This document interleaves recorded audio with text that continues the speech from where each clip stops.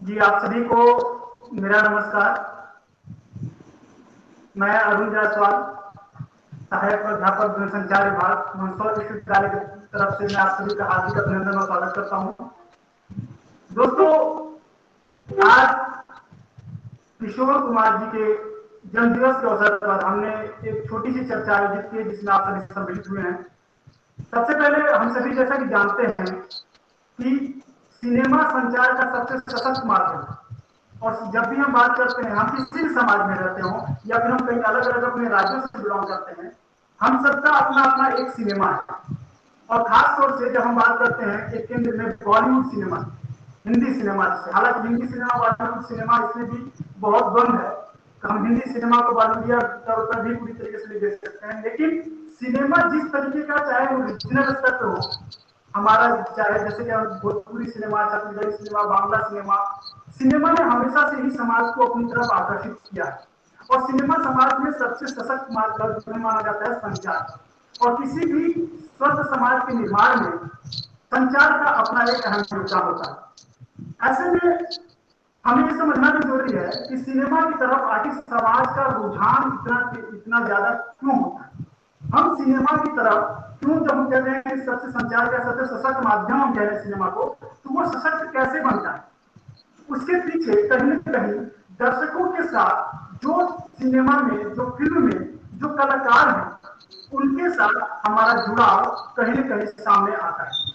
उनके साथ जो जुड़ाव होता है, चाहे हम कहते हैं कि ये हमारे फेवरेट एक्टर हैं, हम कभी कहते हैं कि हमारे फेवरेट अभिनेता ये हैं, ये गायक हैं, तो तमाम हम केवल उनके नाम के चलते ही सिनेमा देखने पहुंच जाते हैं। उस सिनेमा कभी कभी ऐसा भी होता है कि हम सिनेमा के कंटेंट को, कुछ दर्शक ऐसे भी होते हैं कि प्राथमिकता देते हैं, लेकिन कई मरतबा केवल और केवल फिल्म का एक्टर उस फिल्म में जान चुकने के लिए काफी होता है, उस फिल्म को हिट कराने के लिए काफी होता है। और ऐसे ही तमाम कई दिग्गज कलाकार रहे। अगर हम देखें तो भारत के सिनेमाई जगत में अलग अलग समय पर कई दिग्गज हैं, लेकिन इस दुनिया को करीब से देखने वाले और बात को बखूबी समझने वाले थे किशोर कुमार। और किशोर कुमार को हम कहते हैं ऑल इन वन। वो एक बेहतरीन अभिनेता होने के साथ साथ दरअसल एक लेखक, गायक, कंपोजर, पटकथा लेखक, निर्माता और निर्देशक भी थे। और उनकी अपनी तमाम खासियतों के अलावा लोग उन्हें यूडली सिंगर भी कहते थे, यूडली गायक के तौर पर जानते थे। और आज उन्होंने जब याद कर रहे हैं इसलिए क्योंकि आज के ही दिन 4 अगस्त 1929 को उनका जन्म हुआ था। और किशोर कुमार ने अपने पूरे फिल्मी करियर में, मात्र 58 साल के करियर में, उन्होंने अभिनय से लेकर निर्देशन तक का काम किया और बखूबी हर एक काम को उन्होंने बखूबी किया।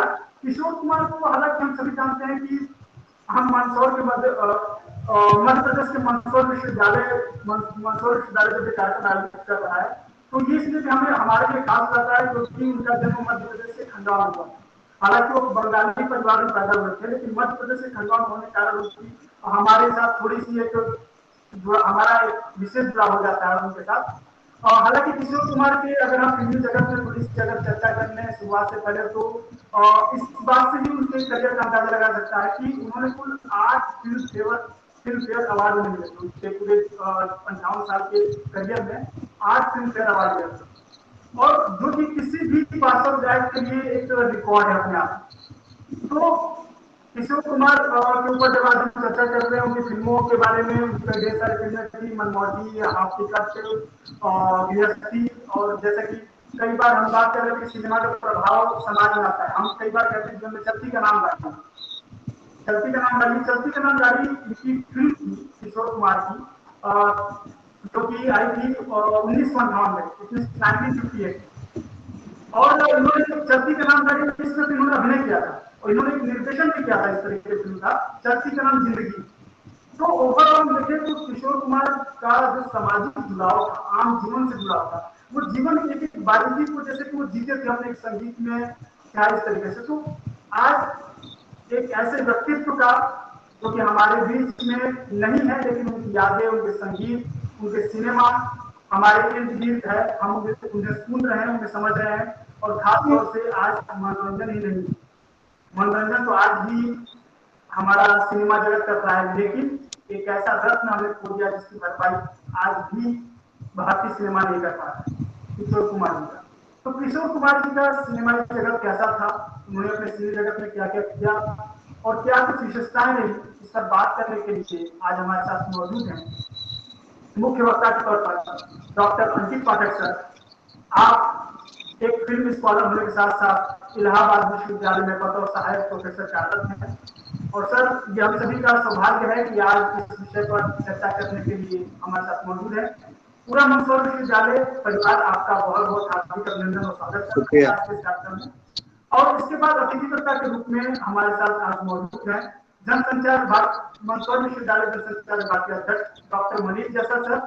आप एक फिल्म विश्लेषक हैं और आपकी कई ढेर सारी किताबें सिनेमा के ऊपर कई ढेर सारी, लेकिन इसमें सबसे मौजूदा जो करंट किताब है आपकी सेंसरशिप को लेकर, सेंसरशिप के साथ साथ मुजफ्फर अली की फिल्मों पर भी आपने किताब लिखी है और आपकी नॉर्थ ईस्ट सिनेमा को लेकर भी किताब आने वाली है। तो इतने ढेर सारे अनुभव के साथ आज आप हमारे बीच मौजूद हैं, तो उम्मीद करते हैं कि आप दोनों विषयों से हम सभी को काफी कुछ सीखने को मिलेगा और हमारे छात्र इससे ज्ञान अर्जित करेंगे। तो आप दोनों लोग का मैं मंदसौर विश्वविद्यालय परिवार की तरफ से हार्दिक अभिनंदन और स्वागत करता हूँ। साथ ही साथ हमारे देश के अलग अलग राज्यों से जुड़े हुए शोधार्थी, अध्यापकगण और तमाम छात्रों का भी मैं हार्दिक अभिनंदन और स्वागत करता हूँ। अब बहुत ही विलंब न करते हुए सबसे पहले इस कार्यक्रम की शुरुआत के लिए और साथ ही साथ आप हम सभी सहभागियों का स्वागत के लिए मैं आमंत्रित करना चाहूंगा अपने जनसंचार विभाग के अध्यक्ष डॉक्टर मनीष जैसा सर। सर, आपका बहुत बहुत स्वागत है। Thank you Arun. आवाज आ रही है मेरी आप सभी को? जी मनीष जी। पहले तो किशोर दा को, जो हमने सुबह सुबह जैसे ही हम लोग निकल रहे थे ऑफिस के लिए, तो रात में हम, चूंकि आदत है हमारी सिनेमा का विद्यार्थी और सिनेमा का स्कॉलर होने के नाते, आदत है कि जो रात होती है वो रात बिना गानों के, बिना क्लासिकल म्यूजिक के पूरी नहीं होती। तो सुन ही रहे थे कि सुबह सुबह रात सोए और याद नहीं था कि आज किशोर दा का जन्मदिन है। सुबह आदत है कि अखबार पढ़ते हैं और अखबार में जैसे दैनिक भास्कर का पन्ना खुलता है मेरे मोबाइल पर, तुरंत पता चलता है कि लीजेंडरी एक्टर, मैंने कहा कि किशोर दा को हमने सिर्फ संगीतकार देखा है, संगीतकार के तौर पे देखा है, एक उनके जो कंपोजर वाला लुक हमने देखा है, याद किया है। तो क्यों ना उनके जो विविध पहलू हैं उनको याद किया जाए। और आते ही 11 बजे के करीब ये भूमिका बनी कि आज हम एक प्रोग्राम करेंगे जिसका टाइमिंग 3 बजे रखेंगे। और उसके लिए अतिथि वक्ता की हम लोग जो शुरुआत कर रहे थे कि किसको बुलाया जाए, किसको बुलाया जाए, कैसे किया जाएगा ये प्रोग्राम, क्या इतने लोग जुड़ पाएंगे हमसे, ये बहुत चिंताजनक था। लेकिन हमने कहा नहीं होगा, और अरुण से मैंने कहा भूमिका बनाइए, तुरंत स्टार्ट करते हैं। और हमें लगता है कि हम लोग 50-60 लोग तो इकट्ठा हो ही जाएंगे इस किशोर दा को याद करने के लिए, किशोर दा की जन्मदिन मनाने के लिए। और संख्या देख करके लग रहा है कि हम इसमें सफल हुए हैं और बीते 4 घंटे की मेहनत में हम सब यहाँ एकत्रित हुए। इसके लिए आप सभी प्रतिभागियों का बहुत बहुत शुक्रिया। आप जुड़े, आपने मंदसौर विश्वविद्यालय के जनसंचार विभाग पर भरोसा जताया कि हमारे प्रोग्राम्स, अभी तक के जितने भी प्रोग्राम्स हुए हैं उनमें हम ऐसे वक्ताओं को सुनते हैं, ऐसे वक्ताओं को बुलाते रहे हैं जो समाज के अलग अलग हिस्सों में अपनी अच्छी भूमिका अदा कर रहे हैं। इस मौके पर अंकित भाई को बुलाना मेरे लिए बहुत वो रहता है कि अंकित भाई को कभी बुलाया, फोन किया कि आज सिनेमा पर ये बात करनी है, तो उन्होंने कहा नहीं, बड़े बड़े वक्ता हैं, मुझे तैयारी नहीं है। मैंने कहा नहीं, आपकी जितनी तैयारी है उतने में ही हम लोग जो है किशोर दा को याद कर लेंगे। तो अरुण की भी एक कोई वो थी कि आज सर आप भी बोलेंगे, आपको भी हम सुनेंगे। मैंने कहा कि चलिए ठीक है, किशोर दा को याद कर रहे हैं तो किशोर दा की कुछ ऐसी भूमिकाएं जो समाज में उनको एक अलग रुतबा, अलग रौनक प्रदान करती रही हैं, वो एक अलग रूप में जब हमें देखते हैं तो हमें याद करना चाहिए कि किशोर दा एक कंपोजर होने के साथ साथ, एक म्यूजिक कंपोजर होने के साथ साथ एज ए एक्टर बहुत पॉपुलर हुए। और बहुत सारे ऐसे एक्टर जो इंडस्ट्री में रहे, मान लीजिए बहुत सारे एक्टर ऐसे रहे जिन्होंने सिर्फ 20-30-40-50 फिल्में की होंगी एज एन एक्टर, और उनका जीवन सिर्फ एक्टिंग में बीता रहा होगा। और ऐसे लोगों को पछाड़ते हुए किशोर दा ने लगभग 88 से ज्यादा फिल्में, 88 फिल्मों में सिर्फ और सिर्फ एक्टिंग की थी। और उनका चेहरा बार बार हमें जब एक्टर के तौर पे याद आता है तो हम लोग भूल जाते हैं कि जो एक प्रोफेशनल एक्टर है, जो कह सकते हैं जो नामी एक्टर है, हम उसको उसको विसार देते हैं, उसको अलग कर देते हैं। और उनकी एक अलग स्पष्ट भूमिका जो पर्दे पर आती है, बार बार कहा जाता है कि सिनेमा में जो पर्दे पर है वो वो जो पर्दे पर है दिख रहा है, उसका बैक स्टेज पर लाने वाले लोगों का बहुत महत्वपूर्ण भूमिका होती है। लेकिन किशोर दा पर्दे के सामने भी थे, पर्दे के पीछे भी रहे, और कानों में आवाज जो साइड में इस थिएटर के जो साइड से जो आवाजें आती रही हैं, उस पर भी किशोर दा का बड़ा अहम योगदान रहा है। जो आज हम गाने सुन रहे हैं बरसात के, सावन के, जो सावन को याद कर रहे हैं, आप किसी भी मोमेंट को उठाकर देखिए किशोर दा को। किशोर दा जब सावन के गाने हो या किसी महबूबा पर कोई गाना गाना हो या किसी भी तरीके का कोई भी मूवमेंट हो, किशोर दा नहीं छूटते हैं। किशोर दा हमेशा याद आ जाते हैं। बड़ा अचंभा होता है कि स्टार को बनाने में किशोर दा का सबसे बड़ा योगदान रहा, जो भारत के सबसे बड़े सुपरस्टार रहे, जो पूरी दुनिया में नाम कमाते रहे हैं। और भारतीय सिनेमा का ये तरीके से कह सकते हैं कि भारतीय सिनेमा में संगीत का जो योगदान है और उसमें किशोर दा ने जो भूमिका अदा की है, वो शायद ही या हो सकता है बहुत सारे कम ऐसे लोग होंगे जिन्होंने ऐसी भूमिका अदा की। मैं एक बड़ा आंकड़ा आपके सामने रख रहा हूं कि 2678 2678 गाने अपने पूरे जीवन काल में, जब उनकी रिलीज हुई है फिल्में, जो उनके कुछ अनरिलीज शॉर्ट फिल्में हैं या फिर कुछ ऐसे गाने हैं जो उन्होंने नहीं गाए, जो रिलीज नहीं हो पाए, ऐसे लगभग 2678 गाने किशोर दा ने कंपोज किए थे, उनको बनाया है। इसके अलावा 8 फिल्म फेयर अवार्ड, मतलब ये अपने आप में एक बड़ा आंकड़ा है कि 8 फिल्म फेयर अवार्ड सिर्फ और सिर्फ मेल जो कह सकते हैं कि प्लेबैक सिंगिंग में उन्हें मिले थे। अब एक और चार बड़े सुपरस्टार की जब हम नाम लेते हैं भारतीय इतिहास में, भारतीय सिनेमा के इतिहास में, जिनमें से राजेश खन्ना, जितेंद्र, देवानंद और अमिताभ बच्चन, इन चारों को, ये इनके नाम को बनाने के पीछे अगर हम एक रिसर्च करेंगे, एक आंकड़ा ढूंढेंगे, एक बात रखेंगे, तो पता चलेगा कि राजेश खन्ना के लिए सिर्फ और सिर्फ जो है किशोर दा ने 245 गाने गाए थे। आपको जानकर आश्चर्य होगा, 245 गाने राजेश खन्ना को बनाने में लगे हैं, इस बात से कोई नकार नहीं सकता है। जितेंद्र पर 202 गाने, 202 गाने अपने आप में एक बड़ा आंकड़ा है।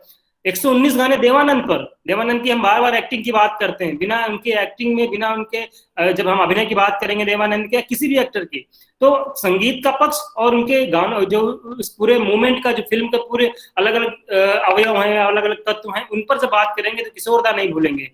हम जब अमिताभ की बात करते हैं कि अमिताभ ने एंग्री यंग मैन का रोल किया, एंग्री यंग मैन की छवि बनाई, साथ साथ उनके कई ऐसे गाने भी हैं अमिताभ बच्चन पे फिल्माए गए हैं जो किशोर दा ने गाए। लगभग 131 गाने गाए किशोर दा ने। अमिताभ बच्चन को अमिताभ बच्चन बनाने में, या चारों जो हमने चारों नाम लिए, इनको ये बनाने में किशोर दा की भूमिका को कहीं से भी कोई नहीं नकार सकता। अगर किसी को बहुत अच्छा लगता है कि मैं कह सकता हूँ कि सिंगर्स को नहीं मानता, मैं सिंगर्स को पसंद नहीं करता है, एक्टिंग बहुत पसंद करता हूँ फिल्मों में, हर किसी का अपना एक वो है कि किसी फिल्म रसिक को एक्टिंग पसंद आती है, किसी को कहानी पसंद आती है, किसी को गाने पसंद आते हैं। अब मेरा अमूमन मानना रहता है कि मैं फिल्म के सबसे इंपॉर्टेंट पार्ट लेखक और उसके जो कंपोजर को, म्यूजिक कंपोजर को मैं सबसे बेहतरीन मानता हूँ। उस फिल्म को क्रिएट करने में, उस फिल्म को जिंदा रखने में इन दो व्यक्तियों का बड़ा अच्छा रोल प्ले होता है और बड़ा इंपॉर्टेंट रोल प्ले होता है।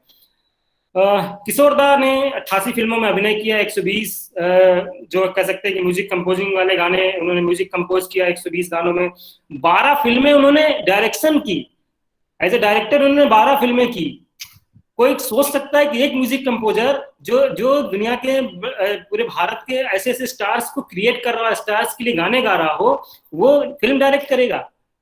उन्होंने किया और करके दिखाया, और हम सब ने उसे बहुत पसंद किया, बहुत ज्यादा पसंद किया। आपको जानकर आश्चर्य होगा कि किशोर दा, जब हम आज आशा भोसले की बात करते हैं, आशा भोसले के साथ उन्होंने 687 गाने, 687 गाने उनके साथ गाए थे। कोई सोचेगा भी कि एक ऐसी हस्ती के साथ, ऐसे लोगों के साथ कोलैबोरेशन जुटाना भी एक बड़ी बात होती है। लता मंगेशकर के साथ 343 गाने उन्होंने गाए।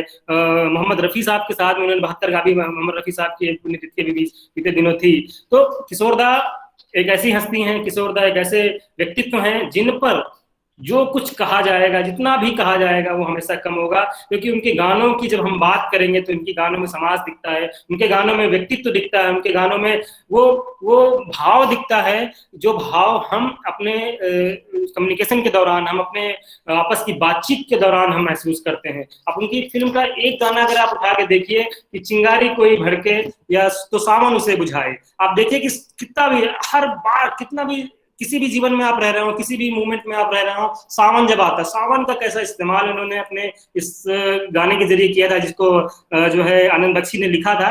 आनंद बख्शी को लेखनी के साथ में, लेखन के साथ में जो उनकी कंपोजिंग थी वो क्या लाजवाब है। आप उस गाने को सुनिए तो आप फील करेंगे कि हाँ ये सावन है। और आज जब आप सावन, मैं तो बार बार कहता हूँ कि सावन आ जाए, भादो आ जाए, या कोई भी ऐसा महीना आ जाए, उस महीनों के अकॉर्डिंग अगर आप गाने चूज करेंगे तो मुझे लगता है कि हर महीने में एक गाना किशोर दा की आवाज में, किशोर दा के म्यूजिक कंपोजिंग में आपको आपके सामने होगा। फिल्में उन्होंने भले ही कम की हैं एक्टिंग के तौर पर, नहीं तो वो भी सर्च करेंगे तो आप मिल जाएगा। बेसिकली हम लोग एमपी में हैं, हमारी एक कोशिश थी कि हम इस बार ऐसा प्रोग्राम करें किशोर दा पर, या फिर हम आने वाले दिनों में कभी करेंगे। कोशिश रहेगी कि माखनलाल विश्वविद्यालय के साथ मिलकर के खंडवा में हम लोग, खंडवा के साथ मिलकर के, खंडवा के जो करके हम कोई ऐसा प्रोग्राम करें जिससे मंदसौर विश्वविद्यालय का जनसंचार विभाग उनकी स्मृति में कुछ ऐसा प्रोग्राम आयोजित करेगा। इसका एक खाका हम लोग बना रहे हैं, हमारी स्मृतियों में आजीवन बने रहें, हम उन्हें लगातार सुनते रहें, हम उन्हें बार बार यही कहते रहें कि जो उनके गाने हैं, उनके जो कह सकते हैं कि जो गाते थे, जो वो फील कराते थे हमें कि हमें तुमसे प्यार कितना, या फिर जिंदगी के सफर में, या मेरे सपनों की रानी, ये सारे गाने जब हम सुन रहे होते हैं तो बड़ा एक सुकून मिलता है दिल को। और फिर आप सुनिए, किशोर कुमार कोई नहीं कहता, उन्हें किशोर दा कहने लगे लोग, क्योंकि अपनापन झलकता है। किसी को दा बोलने लगे, किसी को आप अपने निजी जीवन में देखिए ना, किसको क्या बुलाते हैं, अरे भाई बुलाते हैं, किसी को दोस्त बुलाते हैं, जिगरी बुलाते हैं। तो अब दा, हर व्यक्ति जो सिने रसिक है उसके मन से किशोर के लिए, किशोर कुमार जी के लिए वो हमेशा वो जो दा निकलता है, वो बेसिकली उनके गानों की मधुर आवाज, उनकी आवाज की जो खनक है, उनकी आवाज की जो कह सकते हैं कि जो मर्म है उस गाने का, किसी लेखक को जिंदा करने में किशोर दा का हमेशा योगदान रहा। टीना जी, टीना, हाँ। इसके बाद फिर एक गाना बड़ा मशहूर मुझे याद आता है कि क्या नाम है, मेरे सामने वाली खिड़की में। नहीं, ऐसे नहीं बात चले, ऐसे नहीं चलेगा मनीष जी। हम सब जानते हैं कि आप स्टेटस पर गुनगुनाते हैं, आपने पूरे गानों की स्टैटिस्टिक्स पेश कर दी है किशोर कुमार साहब के, और अगर उनके गानों की बात हो रही है, उनके जिंदगी की आज बात करने इकट्ठा हुए हम लोग, तो बिना गुनगुनाए आपको हम जाने नहीं देंगे। आप अपने वक्तव्य को पूरा तब करें जब एक गाना कोई उनका गुनगुनाए। और पूरे मजलिस की तरफ से मैं आपसे ये दरख्वास्त करता हूं कि आप जो है बिना गुनगुनाए अपनी बात को विराम ना दें, ठीक है? क्योंकि हम जानते हैं, सब जानते हैं कि आप अपने स्टेटस पे अक्सर गुनगुनाते रहते हैं। बस बीच में टोकने के लिए माफी। चलिए अंकित भाई, शुक्रिया। इस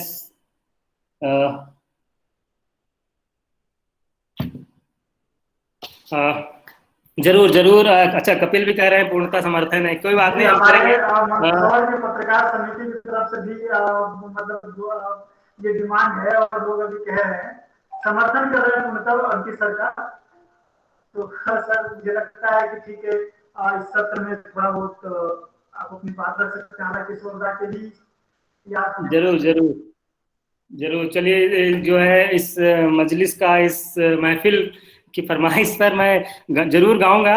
और किशोर दा मेरे बहुत करीब है, मैं बहुत, जब हम मेरे क्योंकि बड़े भाई जो मेरे दादा के लड़के हैं, जब मैं 6th क्लास में हुआ करता था, 6-7 क्लास में, तो वो हमेशा कुछ न कुछ ऐसे गाने मुझे सुनाया करते थे, गुनगुनाया करते थे, तो मुझे बताते थे कि ये किशोर दा ने गाया है। तो क्योंकि हम उस दौर में थे, इस दौर में हमारे पास हो सकता था, घर में हमारे रेडियो नहीं था, रेडियो हुआ करता था, टीवी नहीं था। टीवी हमारे घर में बहुत बाद में आया, लगभग 2000 के दशक में आया टीवी हमारे पास, हमारे घर में।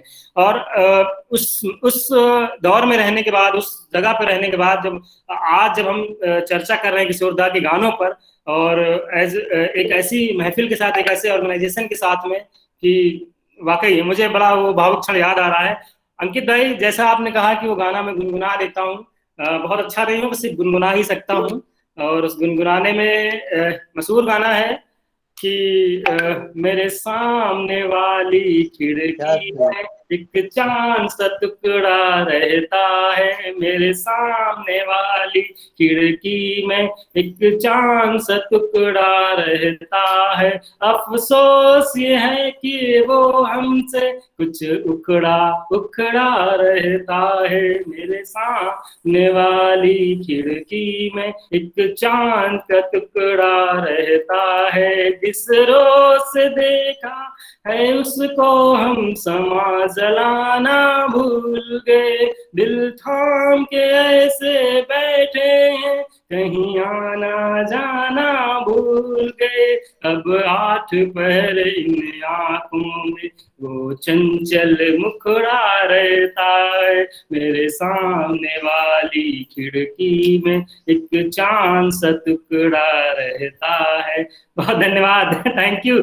किशोर दा के जन्मदिन पर सबसे पहले अरुण आपको धन्यवाद कि आपने जिद की, और इस जिद के वजह से मैं हमने बहुत सारे प्रोग्राम्स किए, बहुत सारे हम लोग इवेंट करते रहते हैं, वेबिनार्स करते रहते हैं, हमेशा सुना है, आज सुनाने का मौका मिला, आज अपनी बात रखने का मौका मिला, किशोर दा को याद किया हम सब ने, इसके लिए बहुत बहुत धन्यवाद आप सभी का। आप लोगों ने मुझे सुना। मैं चाहूंगा अरुण कि आज के जो मुख्य वक्ता हैं उनको हम सुने, उनसे बहुत सारी बातें जानेंगे। मैं तो सिर्फ एक भूमिका के लिए यहाँ उपस्थित हुआ था आज, और थैंक यू सो मच। जी सर, बहुत बहुत धन्यवाद सर। और निश्चित तौर पर आपने किशोर साहब को लेकर जो बातें थी उनके जीवन काल की, किस तरह से सिनेमा बनाया, और खासतौर पर सिंगिंग की बात की, तो निश्चित तौर पर किशोर दा ने अपने सिंगिंग का लोहा मनाया था। और एक समय था ऐसा, जी एक समय ऐसा था कि जब मोहम्मद रफी साहब ने भी किशोर दा के गीतों का, उनके सिंगिंग का लोहा माना था। और किशोर दा के साथ में प्लेबैक सिंगर के तौर पर मोहम्मद रफी साहब ने खुद इनके साथ एक गाना गाया था, वो फिल्म था शरारत, जो 1959 में बनी थी। और उसके साथ में जब किशोर दा ने कई ढेर सारे अलग अलग गानों, समय था कि हर दूसरे फिल्म में हम किशोर दा के गानों को सुन सकते थे। और इस यही रीजन रहा है कि इतनी बड़ी जो संख्या है, इस संख्या पूरी इसी का उदाहरण है कि हर कोई उस समय कोई सिंगर रहा हो चाहे एक्टर रहा हो, हर दूसरे फिल्म में लोग उनके गानों को चाहते थे। खैर, तो अभी और एक बहुत कुछ उम्मीद तक मुझे उम्मीद है कि हम लोग जानेंगे समझेंगे। और क्योंकि आज के हमारे मुख्य वक्ता डॉक्टर अंकित पाठक सर हमारे बीच मौजूद हैं, जिनको सुनने के लिए हम सभी खासतौर से यहाँ इकट्ठा हुए हैं, तो सर आपका बहुत बहुत स्वागत है। ये मंच आपके हवाले, आप अपनी बात। बहुत बहुत शुक्रिया अरुण जी। अरुण जी ने जो आधार वक्तव्य रखा, और उसके बाद मनीष भाई ने जिस तरह से किशोर दा के गानों की एक स्टैटिस्टिक्स पेश की है हमारे सामने, उसके बाद मैं पहले कुछ भी बोलूं उसके पहले एक डिस्क्लेमर पेश करना चाहता हूं। जैसे कि सिनेमा में डिस्क्लेमर पेश करने की प्रथा है, तो मैं एक डिस्क्लेमर प्लेस करना चाहता हूं कि मैं किशोर दा पर, किशोर दा के गानों पर, और इवन हिंदी सिनेमा के गीतों पर कोई आधिकारिक वक्ता नहीं हूं। मतलब मेरा इस पर कोई बहुत अधिकार नहीं है। मेरा काम हिंदी सिनेमा, हिंदी फिल्मों पर रहा है। मैंने हिंदी फिल्मों और भारतीय राज्य के रिश्तों पर अपना शोध कार्य किया है। इसी कार्य के दौरान जिन कलाकारों, जिन शख्सियतों से तारुफ हुआ है, उन्हीं के बारे में मुझे बस थोड़ा थोड़ा मालूम है। तो मुख्य वक्ता के जो एक खिताब से नवाजा गया है मुझे, तो मैं इस खिताब के लिए बहुत छोटा आदमी हूँ। सबसे पहले ये डिस्क्लेमर पेश करते हुए कि मैं एप्रोप्रिएट पर्सन नहीं हूं, लेकिन फिर भी कुछ बातें करने के लिए दोस्ती निभाते हुए मनीष जी से मैं आपके सामने बहुत शॉर्ट नोटिस पर हाजिर हुआ हूं। तमाम सारे आंकड़े दिए गए, लेकिन मैं बात चूंकि मध्य प्रदेश के मंदसौर से हो रही है और आपके घर के हैं किशोर दा, इसलिए मैं उसी मध्य प्रदेश से बात शुरू करना चाहूंगा। सन 2011 से लेकर 15-16 के बीच तक मध्य प्रदेश मेरा कई बार आना जाना हुआ करता था, खासतौर पर इंदौर, भोपाल, इन 2 शहरों में आना जाना हुआ करता था। मैं इलाहाबाद में रहता हूं और इलाहाबाद से डायरेक्ट भोपाल और इंदौर के लिए बस एक क्षिप्रा एक्सप्रेस हुआ करती थी, एक ही ट्रेन थी जो डायरेक्ट ट्रेन थी। तो मेरे लिए एक विकल्प बचता था कि मैं कोई बंबई रूट की ट्रेन ले लूं और खड़वा उतर जाऊं और खड़वा से फिर बस लेकर मैं इंदौर आ जाऊं। तो मैं यही रास्ता अख्तियार करता था अक्सर कि मैं खड़वा उतर जाता था और फिर खड़वा से बस लेकर मैं इंदौर आ जाता था। तो 2011 से लेकर और 2016 तक तकरीबन मैंने कुछ 10-12 बार सफर किया होगा, खड़वा से इंदौर, इंदौर से भोपाल, भोपाल से इंदौर, इंदौर से खड़वा। उसी दौरान की कुछ यादें हैं जो मैं आपके सामने शेयर करना चाहता हूं आज। और उसके बाद फिर आप किशोर दा के महत्व को, किशोर दा क्या करके गए हैं, हमारे जहन में वो किस तरह जिंदा हैं, खासतौर मध्य प्रदेश के खड़वा के आसपास के क्षेत्रों में वो किस तरह जिंदा हैं, इसका अंदाजा आप लगा सकते हैं। तो मुझे याद है कि जब खड़वा से मैं बस पे बैठ जाता था इंदौर के लिए, या इंदौर से जब बस पे बैठता था खड़वा के लिए, तो पूरे टाइम बस, वहां की बसेस में एक टीवी लगी होती थी, हो सकता है आप में से कोई यात्रा किए ही होंगे आप लोग, टीवी लगी होती थी, उस पूरे टाइम जो है वो किशोर कुमार के गाने बजते रहते थे उसमें। और जैसे लगता था कि पूरा बस जो है वो एक संगीतमय माहौल में है, सब लोग गुनगुना रहे हैं, खोए हुए हैं, सबके दिमाग में अपनी अपनी पिक्चर चल रही है, अपना अपना सिनेमा चल रहा है, सब अपने अपने प्रेमी प्रेमिकाओं को याद कर रहे हैं, अपने पार्टनर्स को याद कर रहे हैं उसी के मार्फत। तो इस तरह का वाकया मेरे साथ बहुत बार हुआ, बहुत अद्भुत ही लगता था कि हम किसी एक खास तरह की संगीत की दुनिया में आ गए हैं। वो यात्रा जैसे एक म्यूजिकल ट्रेवल होती थी, खड़वा से इंदौर, इंदौर से खड़वा तक की। और उसमें 90% गाने जो बजते थे वो किशोर दा के बजते थे। एक दफे क्या हुआ कि मुझे इलाहाबाद के लिए ट्रेन पकड़ती थी खड़वा से, और खड़वा से मुंबई से कोई ट्रेन आ रही थी, वो लेट थी लगभग 2-3 घंटे। तो मैं खड़वा रेलवे स्टेशन के ठीक सामने एक मेला लगा हुआ था, वहां चला गया। उस मेले में बहुत कुछ खास तो नहीं था, वही जो मेले में सारी दुकानें होती हैं उसी तरह की थी, सब चाइनीज क्या कहते हैं खिलौने रखे हुए थे। लेकिन एक दुकान बड़ी खास थी। इसका मुझे याद आ रहा है, ये जिक्र मैंने 2014 का है, ये वाकया जुलाई 2014 लास्ट में मैं गया था। और 4 अगस्त 2014 को जब जन्मदिन पड़ा किशोर दा का, तो इसको मैंने, इस वाक्य को मैंने फेसबुक पर बड़े तफसील के साथ लिखा था। आज एकाएक मुझे वही कौधा कि मैं क्या लिखूं खड़वा के, क्या बोलूंगा आज मनीष जी के आदेश पे। तो मुझे याद आता है कि मैं उस दुकान की तरफ गया और वहां पर गाना बज रहा था,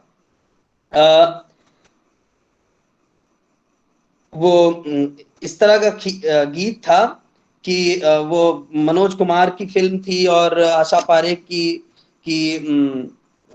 नहीं, दो बदन फिल्म का गीत था संभवतः। कुछ इस तरह था उसके गीत के बोल, मैं थोड़ा सा स्लिप कर रहा हूं, जस्ट अ मिनट।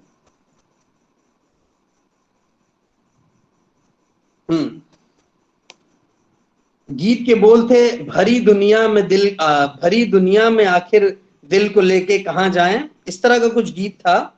तो उसी गीत को, भरी दुनिया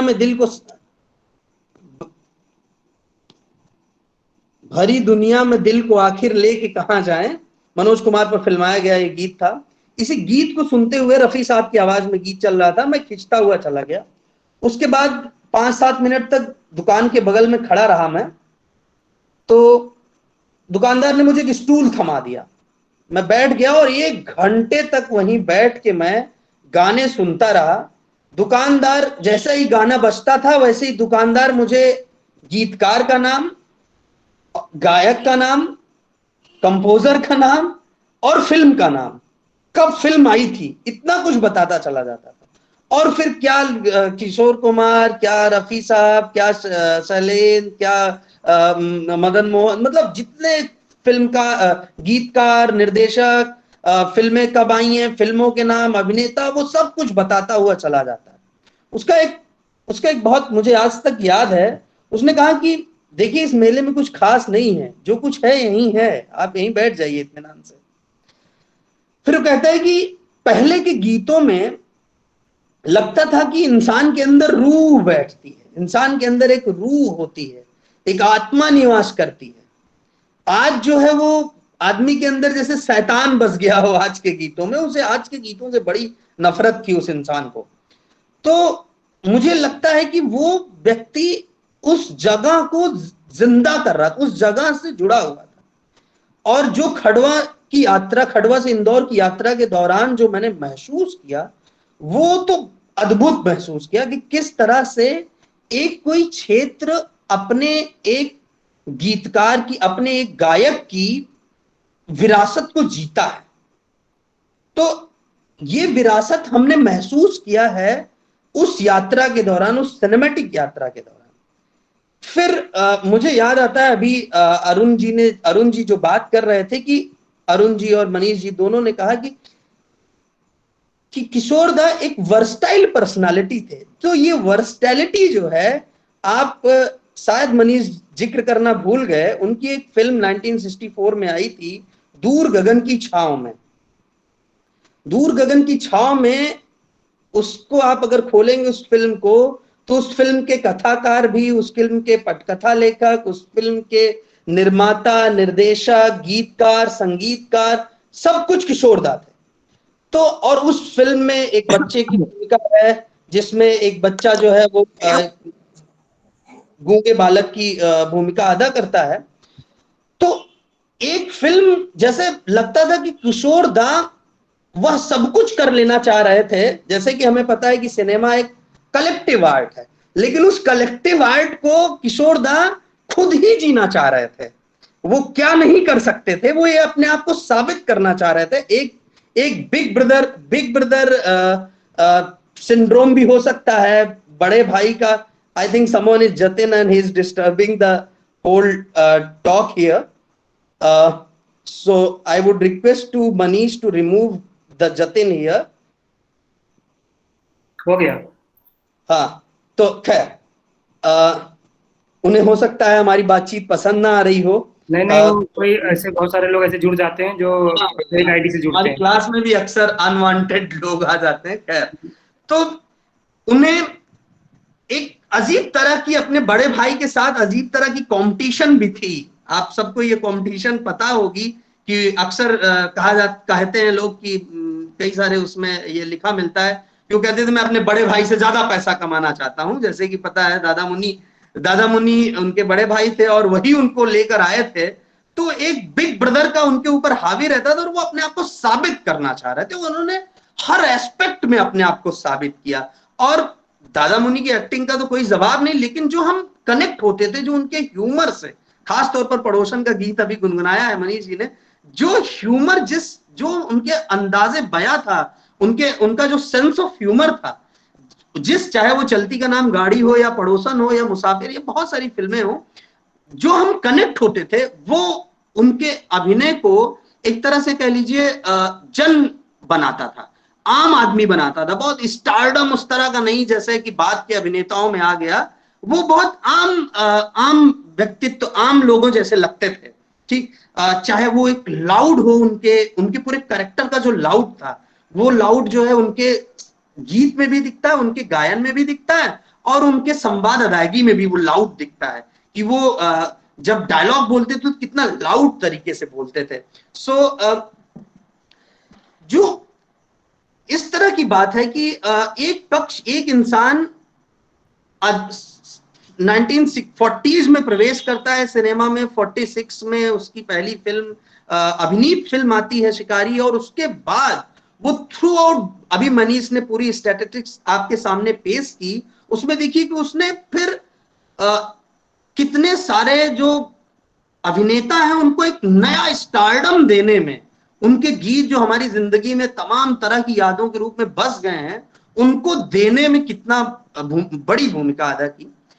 तो जिक्र मैं कर रहा था दूर गगन की छांव में फिल्म का, उस फिल्म का एक गीत है जिसके बस चंद लाइनें मैं गुनगुनाना चाहता हूं। और ये हम जिस दुनिया का हम तसव्वुर करते हैं, जिस दुनिया का हम ख्याल रचते हैं, हम जैसी दुनिया बनाना चाहते हैं हम सब, वो दुनिया किशोर दा खुद गीत भी लिख रहे थे और खुद उसको गा भी रहे थे और म्यूजिक भी खुद दे रहे थे। उसमें जो बांसुरी जब बजाता है वो लड़का, तो वही धुन निकलती है उस बांसुरी से, आ चल के तुझे मैं लेके चलूं एक ऐसे गगन के तले, आ चल के तुझे मैं लेके चलूं एक ऐसे गगन के तले, जहां गम भी ना हो आंसू भी ना हो, बस प्यार ही प्यार पले। आ चल के तुझे मैं लेके चलूं एक ऐसे गगन के तले, जहां गम भी ना हो आंसू भी ना हो, बस प्यार ही प्यार पले। हम सब लोग अपने किसी अपने को, अपने चाहने वाले को, इवन इस पूरे संसार को ऐसी ही दुनिया में ले जाने का तसव्वुर तो करते हैं जहां गम भी ना हो आंसू भी ना हो, बस प्यार ही प्यार पले। वो रामराज भी हो सकता है, वो गांधी का सर्वोदय हो सकता है, गांधी का रामराज हो सकता है, वो मार्क्स का साम्यवाद हो सकता है, वो किसी अंबेडकर के सपनों का भारत हो सकता है, भगत सिंह के सपनों का भारत हो सकता है। यही वो दुनिया हो सकती है जो ये गा रहे थे। मुझे कुछ जो 2-3 बातें और कहनी है किशोर दा को लेकर। मुझे लगता है कि किशोर दा हिंदी सिनेमा के वे पहले गायक हैं जिन्होंने हिंदी सिनेमा में गायन की जो शास्त्रीय जकड़न थी, उस शास्त्रीय जकड़न से सिनेमा को मुक्त किया। हम सभी जानते हैं कि उनकी कोई ऑफिशियल ट्रेनिंग नहीं हुई थी गायकी में।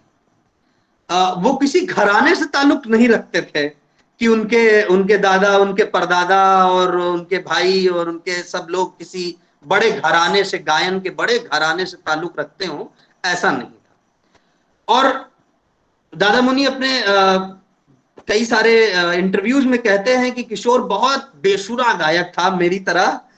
मैं बहुत बेसुरा गायक हूं, मेरी बहन और मेरे भाई बहुत उम्दा गाते हैं, तो उनके सामने मैं बहुत बेशर्मी के साथ जब गाता हूं, क्योंकि मैं जिद करके गाता हूं, तो वो लोग कहते हैं कि मैं बहुत बेसुरा हूं, इसलिए मैं स्वीकार कर रहा हूं। और अभी आप लोगों ने ये नुमाइश देखी होगी कि मैंने किस तरह एक बहुत ही बेसुरे तरीके से गीत को गाया है। खैर, तो किशोर दा शुरुआत में बहुत जो गायन का जो शास्त्र होता है, गायन का जो व्याकरण होता है, उस व्याकरण पर खड़े नहीं उतरते थे।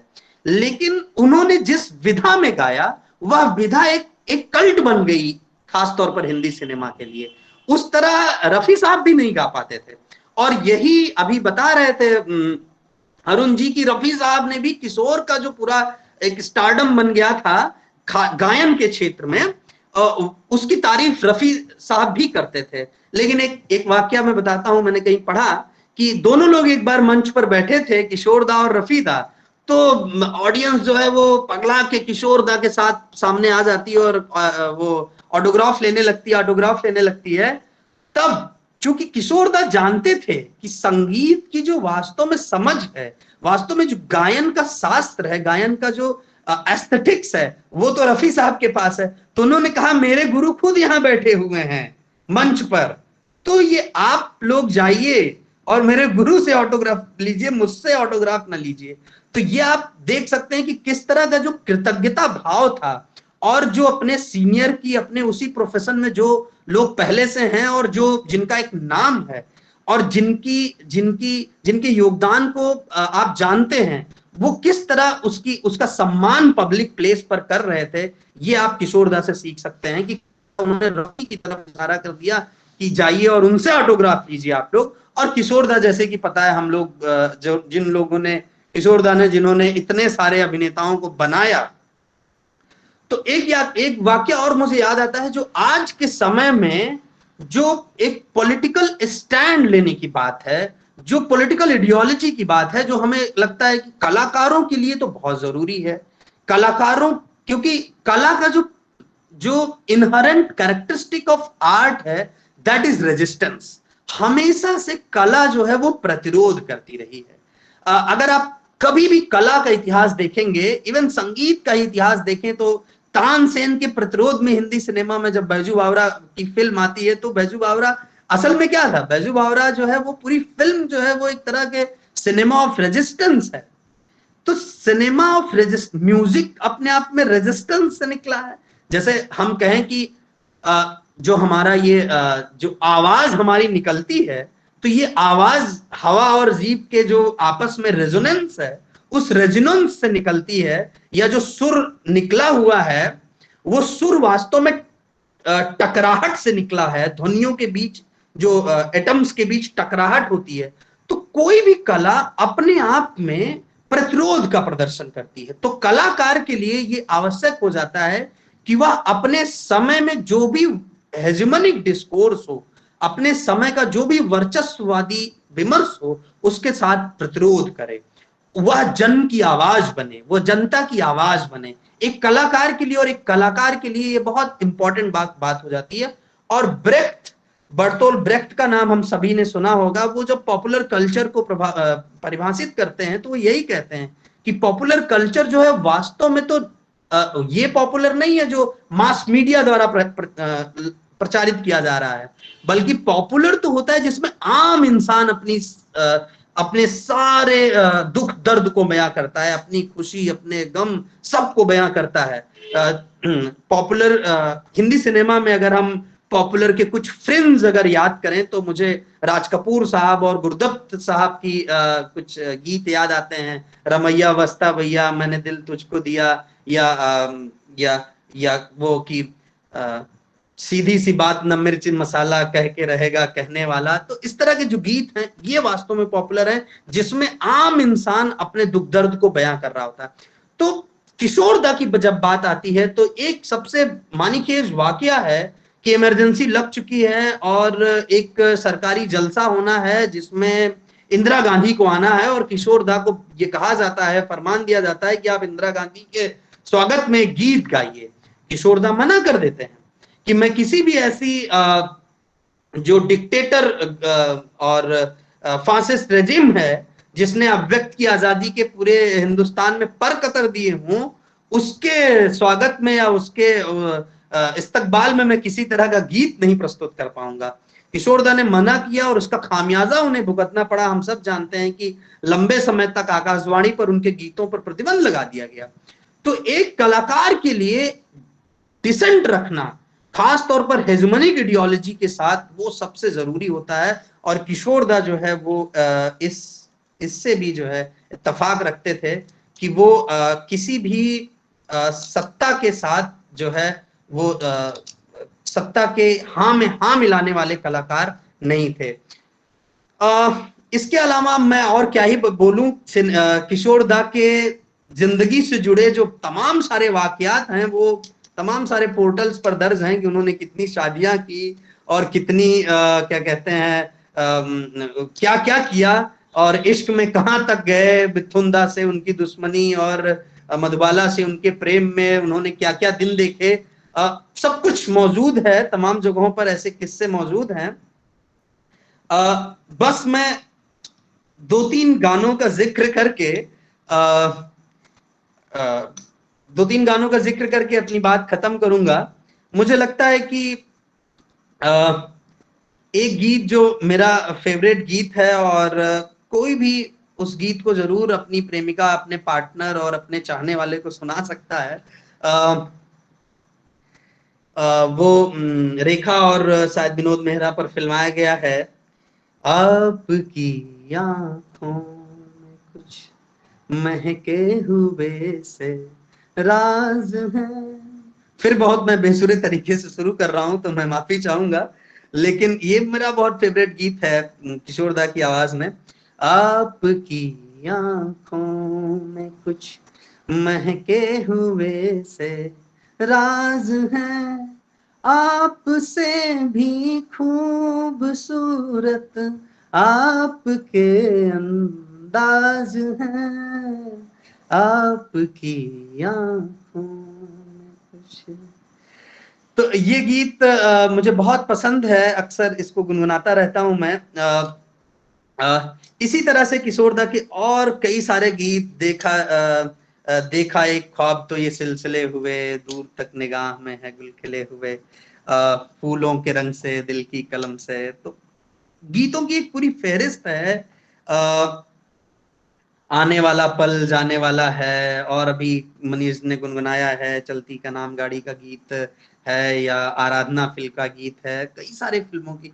तो ये मुझे लगता है कि जो किशोरदा फिल्मों गानों के बीच बीच में जिस तरह के करते थे, हुई इस तरह की जो चीजें करते थे, और उस पूरी अपनी जो उसको कहते हैं हुड़दंगई थी, उस हुड़दंगई को भी सिनेमा म्यूजिक का तर्ज दे देना, ये रफी साहब को नहीं आता था। और रफी साहब ने भी इसको स्वीकार किया, ये काम हिंदी से गायकी में केवल और केवल किशोरदा कर सकते थे, कि अपनी सारी हुड़दंगई को जो वो गानों के बीच में करते थे, उस सारी हुड़दंगई को एक म्यूजिकल तरीके से प्रस्तुत कर देते थे।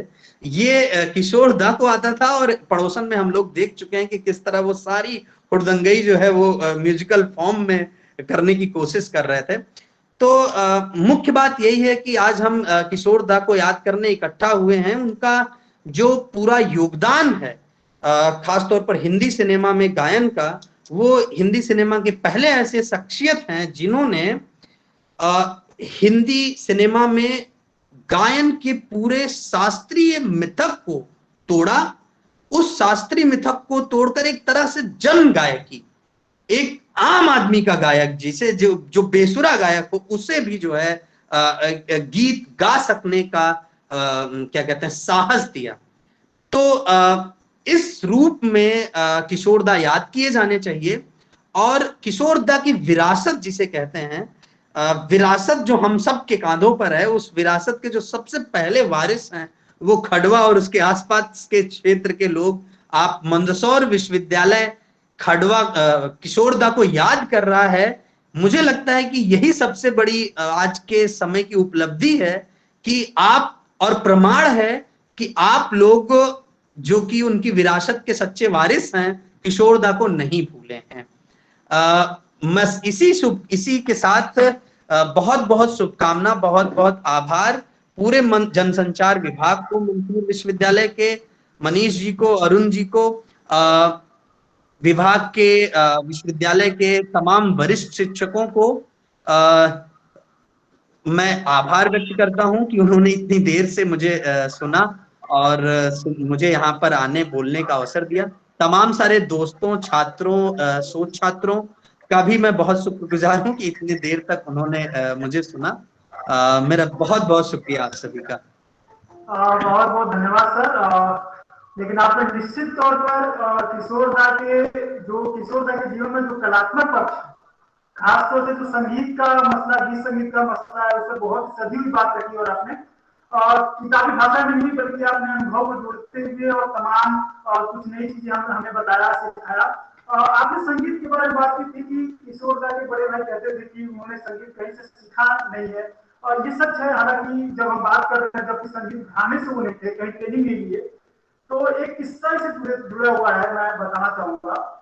एक पढ़ा था मैंने, इससे जुड़ा हुआ किस्सा है कि किशोरदा भी दरअसल संगीत को लेकर बहुत ज्यादा उनकी शुरुआत, हालांकि एस एल सहगल के वो बड़े फैन तो थे एस एल सहगल के, लेकिन इनकी खुद का जो गला था, जो संगीत में जाना तो चाहते थे, लेकिन ये बहुत बेसुरा गाते थे। ऐसा एक किस्सा है कि ये भी बहुत बेसुरा गाते थे, इनकी आवाज बहुत खराब रहती थी।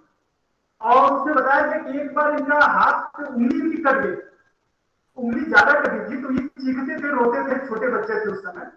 और उस समय एंटीबायोटिक की बहुत मतलब कामगार नहीं होती थी, ज्यादा कारीगर नहीं होती थी, तो लगातार वो बीमार रहते थे, वो घाव उनका बना रहता था। तो इतना रोते थे कई महीनों तक वो ऐसा चला कि रोते रोते उनका गला साफ हो गया, ऐसा कहते हैं, ऐसा किस्सा। तो उसके बाद से वो संगीत की दुनिया में वो उनका एक तरीके से लय बन गया, सीखना, चिल्लाना, जो संगीत का एक जो ट्रेंड था शास्त्रीय संगीत और एक जो कहते हैं नियम कानून के तहत जो चलती थी चीजें, उसको उन्होंने तोड़ा था। उन्होंने जो अपने जो दैनिक जीवन में जो जिया था उसी को संगीत में लेकर आए, ऐसा कहा जाता है। और निश्चित तौर पर उसके साथ साथ अपने संगीत के साथ जो हम अगर किशोर दा को याद कर रहे हैं तो हम कहते हैं कि किशोर दा एक अच्छे व्यक्ति, बहुत ही सहज व्यक्ति थे, जमीन से जुड़े हुए व्यक्ति थे। और उसका एक उदाहरण यहाँ पर भी कि जब सत्यजीत रे जब पाथेर पंचाली बना रहे थे, सत्यजीत रे जब पाथेर पंचाली बना रहे थे तो उनके पास कुछ आर्थिक समस्याएं थी। तो उस समय किशोर दा उनको 5,000 रुपए की मदद करते हैं और उनको बार बार याद दिलाते हैं कि एक आर्टिस्ट ने मदद किया था, तो आपको एक आर्टिस्ट को किस तरह से एस्टैब्लिश करना है, वो अलग अलग तरीके से उनको निभाते रहते थे। वो इसलिए कि मतलब एक आर्टिस्ट जुड़े हुए, वो जमीनी स्तर से जुड़े रहना चाहिए। खंडवा की बात कर रहे थे तो ये बार बार कहा जाता है कि वो कितना भी जब मुंबई गए सिनेमा जगत में उन्होंने अपनी एक विशेष पहचान बनाई, लेकिन कभी भी वो अपने पहचान और जमीनी स्तर से लोकल लोगों से नहीं छूटे। तो निश्चित तौर पर किशोर दा को याद करते हुए हमने उनके अभिनय, उनकी गायकी, उनके निर्देशन में बनी फिल्में और खास तौर से अभी जिस तरीके से अंकित सर ने बात रखी उनकी गायकी को लेकर, हमने बहुत कुछ जाना, उनको याद किया, समझा। और इसके लिए सर आपका बहुत बहुत धन्यवाद। और हमारे साथ जितने भी प्रतिभागी जुड़े हुए हैं, जितने भी सहभागी हमारे साथ जुड़े हुए हैं, लंबे समय से बने हुए हैं, और आपने हमें सुना कुछ सर लोगों ने गुनगुनाया भी, तो निश्चित तौर पर अभी हम सभी किशोर दा को याद कर रहे हैं, लेकिन हमारा गुनगुनाना, सर का गुनगुनाना किशोर दा को याद तो किए, लेकिन कई लोगों को मैं उस समय चेहरे देख रहा था। लेकिन क्या है कि ये जीवन में जो संगीत है वो हमें आनंद देता है, जीवन जीने का एक तरीका भी देता है। हम उसे अपने दुख में, सुख में, हर पल में सुनते हैं, समझते हैं। तो आज की चर्चा का मुझे लगता है कि पूरा सार यही निकलना चाहिए कि हमें सिनेमा केवल मनोरंजन का साधन तो है ही, लेकिन केवल मनोरंजन के साधन के अलावा हम सिनेमा से जुड़े उन महान पुरोधाओं को पढ़ें, समझें कि उन्होंने अपने जीवन में कैसे चीजों को, अपने मुकाम को अचीव किया है। उनसे रिलेटेड और भी कहां केवल किताबों और इंटरनेट के अलावा, जैसे कि हम खंडवा की बात करें, सर ने आज जो अपना अनुभव शेयर किया खंडवा में ट्रेवल करते हुए, तो ये सारे जो अनुभव हैं किताबी ज्ञान से लेकर हमें इस चर्चा से, संवाद के माध्यम से ही मिल सकते हैं। तो हमें कोशिश करती रहनी चाहिए कि इस तरह के संवाद हम निरंतर स्थापित करते रहें। हालांकि आज हमारा विभाग एक छोटी सी कोशिश हमारे भाई की है, क्योंकि जैसा कि सर ने बताया सुबह 11 बजे से प्लान बना और 12-1 बजे से हमने लोगों तक पहुंचाना शुरू किया, लेकिन फिर भी आज देश के अलग अलग राज्यों से लगभग 50 से 60 लोग जुड़े। इसके लिए पूरा मंदसौर विश्वविद्यालय परिवार आप लोग का आभारी है। हम भविष्य में भी कोशिश करते रहेंगे कि इस तरीके के और भी कार्यक्रम आयोजित करते रहें, और उम्मीद करता हूं मैं कि आप लोगों का साथ लगातार बनता रहे, मिलता रहेगा।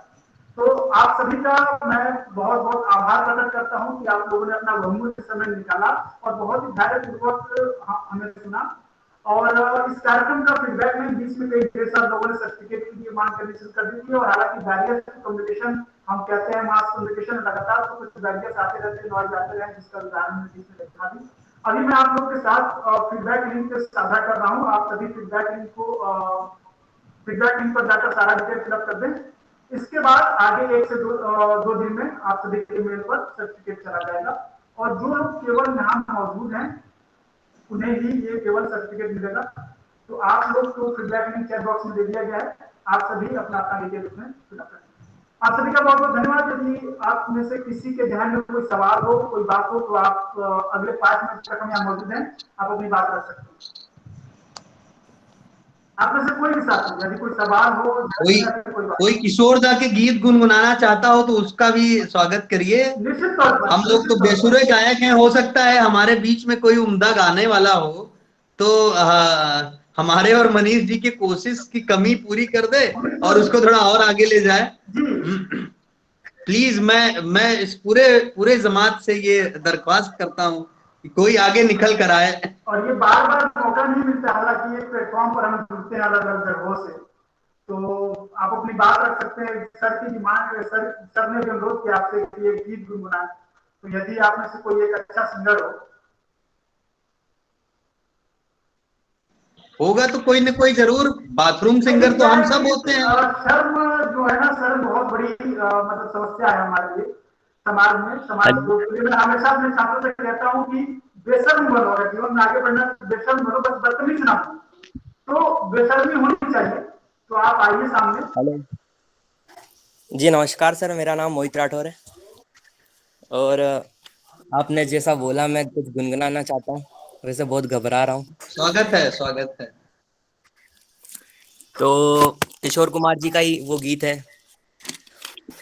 सिलसिले, वो मैं गुनगुनाना चाहता हूँ।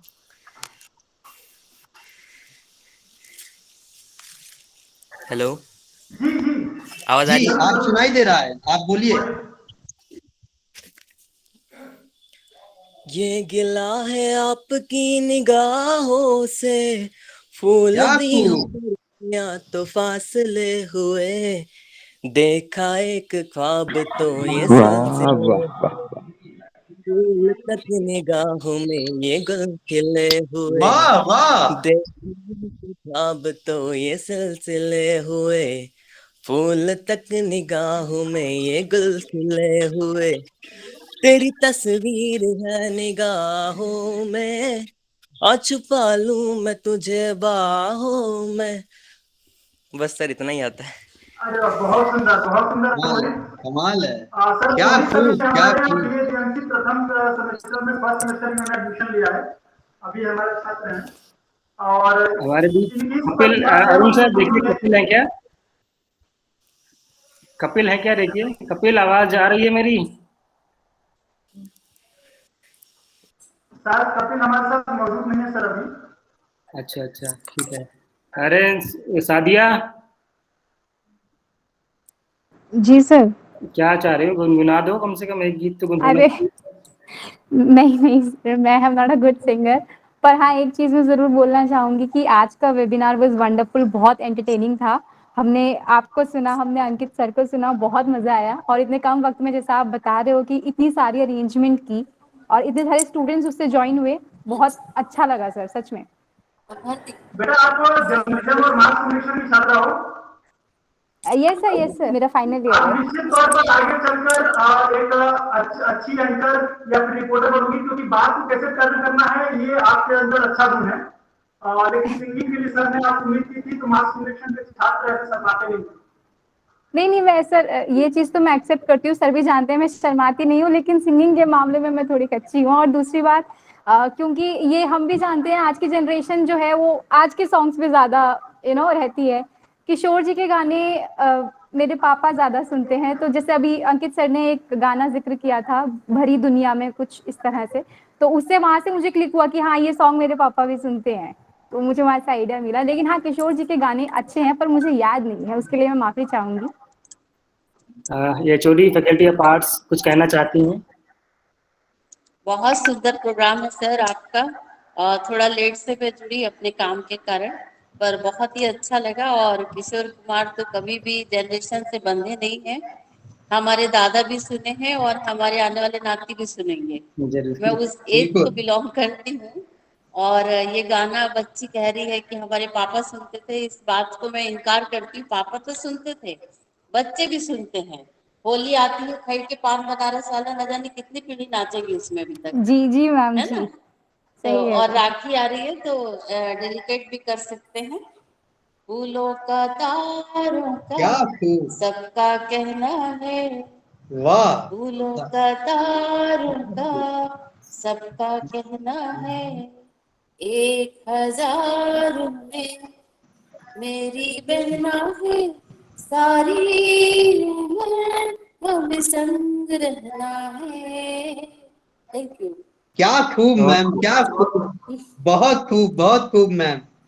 ये मेरे मनोरंजन का टॉपिक था सर, और मुझे मेरी मैडम ने दिया लिंक, तो मैं तुरंत इसमें आई अपना काम छोड़ के। और बहुत बहुत आप सबको साधुवाद। और मैं चाहूंगी कि इस तरह के कभी होते हैं तो मुझे पर्सनल में जरूर बुलाएं, और मैं भारी इंटरेस्ट के साथ आऊंगी सर। जरूर हम जरूर। हम लोग के गायन में जो कमी थी आपने आके पूरी कर दी। हम लोग ने अरे बहुत नहीं बेसुरे सर, तरीके से कोशिश की मैम, लेकिन नहीं आपने उस पे एकदम मुहर लगा दी कि ये जलसा जो है एक एक शख्सियत के ऊपर था जो गायकी से जुड़ा हुआ था। बहुत। मेरे तो फेवरेट सिंगर है सर, उनके सारे गाने मेरे जहन में बसते हैं। हालांकि क्या इस तरह के वेबिनार लगातार होते रहते हैं, लेकिन इस तरह के कार्यक्रम में पहली बार हालांकि हमने कुछ अनुभव किया पिछले कुछ महीनों में, लोग अपने व्यक्तिगत इंटरेस्ट से अपने प्रतिभा का भी हमारे समक्ष प्रदर्शन कर रहे हैं, तो ये अच्छा लगा। तो जानकर लोग इंटरेक्शन एक बढ़ता है। लेकिन इसके साथ ही मैं एक महत्वपूर्ण सूचना देना चाहूंगा कि हमारा जनसंचार विभाग मंदसौर विश्वविद्यालय का आगामी दिनों में 7 अगस्त को एक प्रतियोगिता का आयोजन करता है, जिसमें कविता और कहानी, हालांकि वो छात्रों के लिए है, तो उसमें जो भी लोग जुड़ना चाहें वो हमसे जुड़ सकते हैं। रजिस्ट्रेशन लिंक अभी आपके साथ चैट बॉक्स में हम शेयर कर दे रहे हैं, तो आप कोशिश करिए कि आप में जो लोग भी जुड़ना चाहते हैं निश्चित तौर पर जुड़ें, और आप अपनी कविताएं उस पर भेज सकते हैं, हम आपको मेल आईडी देंगे और उस पर आप अपनी कविताएं भेज सकते हैं, और जो भी आपकी स्वरचित कविता हो, कहानी हो, उसका पाठ आप कर सकते हैं। अरुण सर, हमारे बीच में डॉक्टर सैल मैम हैं, हम भी उनका भी हम लोग आशीर्वाद ले लें। मैम स्वागत है, बहुत बहुत स्वागत है मैम। सैल मैम आवाज आ रही है? मैम क्या आप सुन पा रही हैं? शायद चली गई। तो मैं आपको ठीक है, कोई बात फीडबैक लिंक हमने शेयर कर दिया है। उसके साथ साथ हम अभी आपके साथ और जो 7 तारीख को कार्यक्रम है कविता पाठ और इसका, हम उसका भी लिंक आपके साथ रजिस्ट्रेशन शेयर कर दे रहे हैं। आप में से जो लोग भी इच्छुक हों वो इसे फिल कर सकते हैं, पार्टिसिपेट कर सकते हैं उसमें। हालांकि उसमें उसके बाद जो रचना आप लोग को अपनी भेजनी होगी मेल पर, जो लोग जिनकी केवल मौलिक रचना होगी हम उन्हें ही केवल अलाउ करेंगे उस दिन, और आप अपनी अपनी मौलिक रचना उसमें हमारे साथ हमारे समझ। हाँ मनीष, सॉरी चाहूंगी, थोड़ा सा डिस्कनेक्ट हो गया था। बहुत ही अच्छा प्रोग्राम रहा, और मतलब सबसे बड़ी चीज ये है कि इतने कम समय में तुमने एक जो है अच्छे तरीके से जो है प्रस्तुत किया। ये तो तुम्हारी खैर योग्यता रही है। जब भी साथ में जितने साल तुमने काम किया, तभी मैंने देखा था कि जहाँ पे एक तरह से जैसे गाड़ी में स्टेपनी होती है ना, वो तुमको लगा दिया जाता था और तुम रफ्तार पकड़ लेते थे, है ना। बहुत ही अच्छा रहा। और भाई अब गाने वाने का ये है कि तुम जानते हो मेरी कमजोरी रही है, मैं गीत गुनगुना नहीं पाती हूँ, लेकिन ये बात अलग है कि किशोर जी जो है मेरे फेवरेट सिंगर रहे हैं। इनके खास तौर पे दर्द भरे नगमे जो हैं, उस जमाने में हम लोगों के समय में जब कैसेट आया था, तो कैसेट हुआ करता था, तब हम लोग सुना करते थे और बहुत ही फेवरेट हुआ करता था इनका। शायद वो गाना, वो शाम कुछ अजीब थी, ये शाम कुछ अजीब है ना। बहुत ही मतलब ये कहीं भी सुन लो तो आज भी जैसे लगता है कि हर इंसान के दिल को कहीं छूने वाली होती है। तो बहुत बहुत शुभकामनाएं, ऐसे ही तुम प्रोग्राम करते रहो, तरक्की करो, ठीक है। आशीर्वाद। Thank you ma'am, thank you. ठीक है, फिर इसी के साथ देश के अलग अलग राज्यों से जुड़े हुए तमाम शिक्षकगण, शोधार्थीगण और सभी छात्रों का हम बहुत बहुत आभार प्रकट करते हैं कि आप सभी हमारे साथ जुड़े और आपने अपना बहुमूल्य समय दिया। और आपको फीडबैक लिंक शेयर कर दिया गया है, फीडबैक फॉर्म आप फिल कर दीजिए। अगले कुछ दिनों के अंदर ही आप लोगों को कोशिश की जाएगी सर्टिफिकेट प्रोवाइड कराने की। उम्मीद है कि आप सभी परेशान नहीं होंगे, धैर्य बनाए रखेंगे। तो अगले कार्यक्रम में अंकित भाई, थैंक यू जी, थैंक यू भाई, थैंक यू। बहुत कम समय में आपने एक्सेप्ट बहुत किया बहुत हमारा। बहुत थैंक यू। शुक्रिया। सो मे आई लीव ना? हाँ, यस प्लीज। Thank you.